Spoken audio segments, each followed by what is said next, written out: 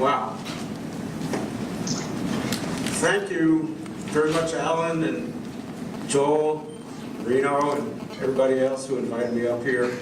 It's really a great honor. In the 1980s, when I was getting into wine, I bought the wine diaries of a guy named Harry Waugh. Anyone ever heard of Harry? Good. Harry was very famous in his day as the man who had pushed Harvey's of Bristol to be one of the greatest wine merchants in the world. He trained Michael Broadbent. He was instrumental in Hugh Johnson's career. He sat on the board of Chateau Latour. And he was very instrumental in the rise of the boutique wineries in California in the 1960s and 70s, which he visited often. And I think he, more than anyone else, introduced those wines to important people in Bordeaux and London who might otherwise have disrespected California and the New World. I commend Harry's diaries to you as historical documents and examples of simple but strong writing, and also because Harry embodied the qualities of modesty and fairness that I think are very important in a wine writer. Even before I met him, I considered Harry my role model. So it was with the greatest pleasure that I accepted an invitation from the Washington State Wine Commission to accompany Harry on a tour of this beautiful state. It was around 1992. Harry was traveling alone, and he was already fairly elderly and a bit doddering. And they felt that it was wise for someone to accompany him at all times. That someone was me. The 4 or 5 days we spent together were pure pleasure. The Harry I knew through his diaries proved to be even more attractive and inspiring in real life. He was my mentor, and remains so today, 9 years after he died at the age of 97. By the way, he sired twins when he was in his mid-80s.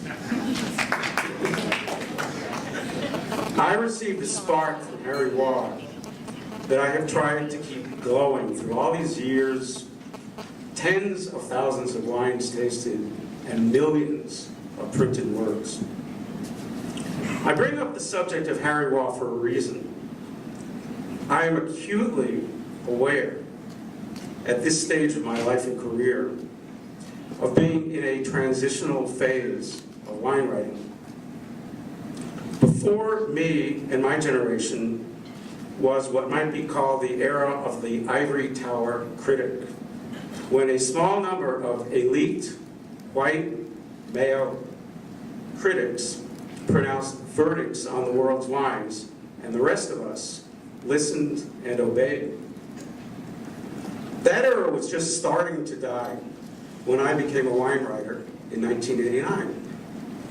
By then, Robert Parker and Wine Spectator had arrived on the scene, democratizing to some extent the art of wine writing, and certainly helping to popularize wine for Americans. Parker, of course, was famous for wanting to bring wine writing down to the level of the average person, while the Spectator boys proved you did not have to be a genius to be a successful wine writer. Trust me. You did not need vast expertise. You needed lots of enthusiasm, and what you didn't know, you could learn. Now, of course, we're in yet another era, much more radical era, a third wave, one in which women have as much of a right to participate as men, thankfully.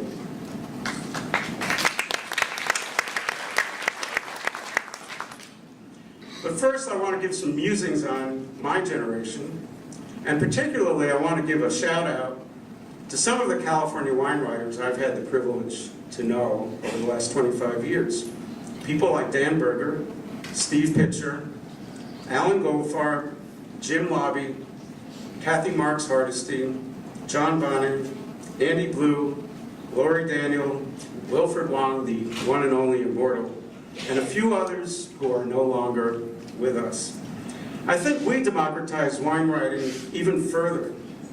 We were the first generation to choose a career in wine writing that embraced wine as part of a total lifestyle.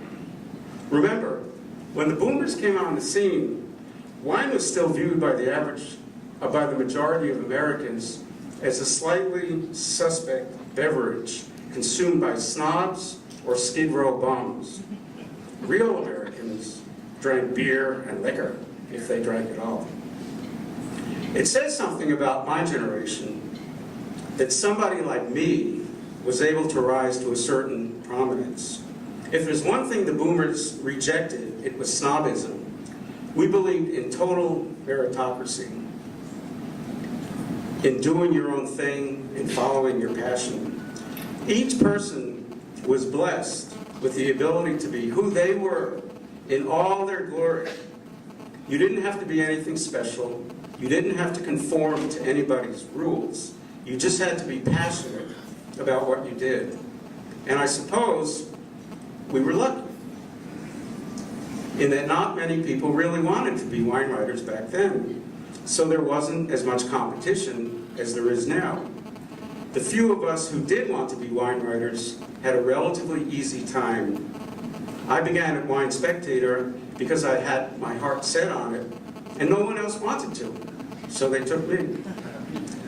Today, of course, things are very different.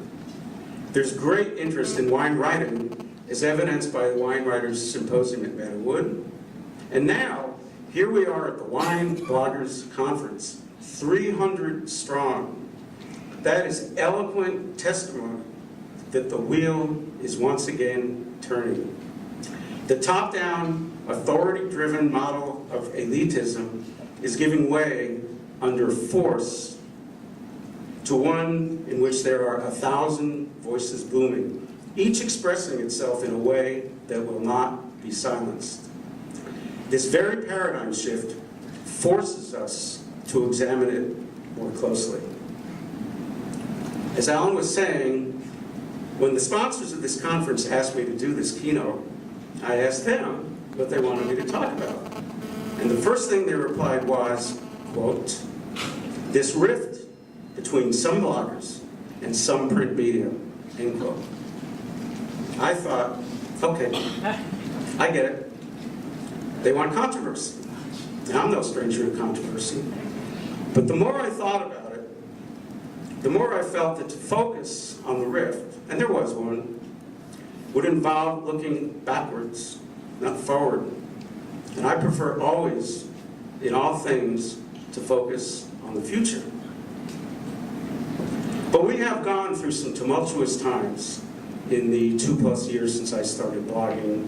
And so, I suppose a few words on the brouhaha would not be out of order. I began blogging on May 4, 2008. Wine Enthusiast had told me they wanted me to blog on their site, but there were all kinds of technological glitches and the date kept getting put off. And so I finally decided to start doing it on my own at steveheimoff.com, which, I emphasize, is my blog. It has nothing to do with Wine Enthusiast magazine